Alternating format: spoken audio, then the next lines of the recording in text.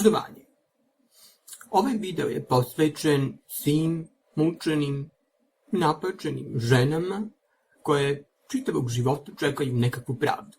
Ali pravde nema. Nema pravde. Nema pravde. Evo, ja vam kažem da nema. I ja sam tako čitav život provela čekajući nekakvu pravdu, ali nema pravde na ovom svetu. Nema. Nema kad vam kažem. Nema. Što me gledaš? Nema. Ne, molim vas.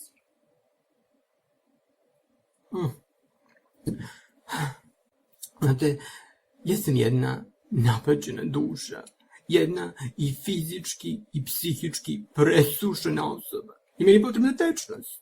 Ekstremno mi je potrebna tečnost. Evo, sva sam presušena, pola me nema. Ovaj sok daje smisao mom napađenom životu. Znam da ima mnogo vas koje se pronalazite u svemu ovom.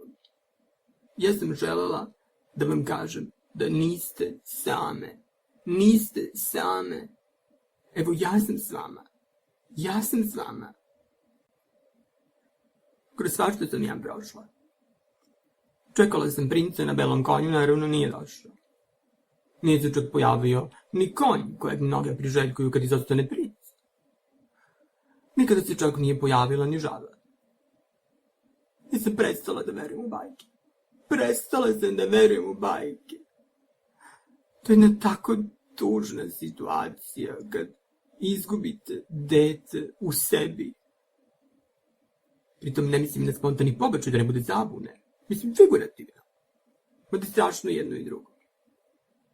Evo, na primjer, moja sestra od tetke. Ne može mučenica da ostane u drugom stanju. Ne može. I ono tako, čitav život čeka nekakvu pravdu, ali nema pravde. Nema pravde kad vam kaže. I molim vas, ostavite te telefone i koncentrišite se da dogovorim. Jeste se koncentrisale? Nema pravde.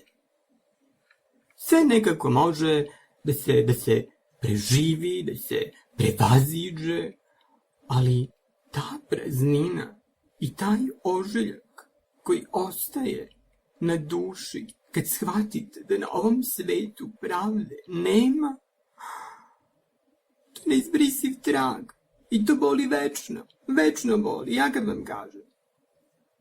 Evo i mene boli već 47,5 godina.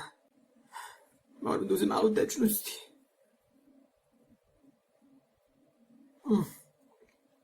I tako ja i dalje čekam pravdu i verujem u bolje sutra, pa možda to bolje sutra jednom i svane, mada nešto ne verujem baš da će sutra da svane, možda preko sutra. I eto tako, želela sam da znate da niste same. Niste same, ja sam tu.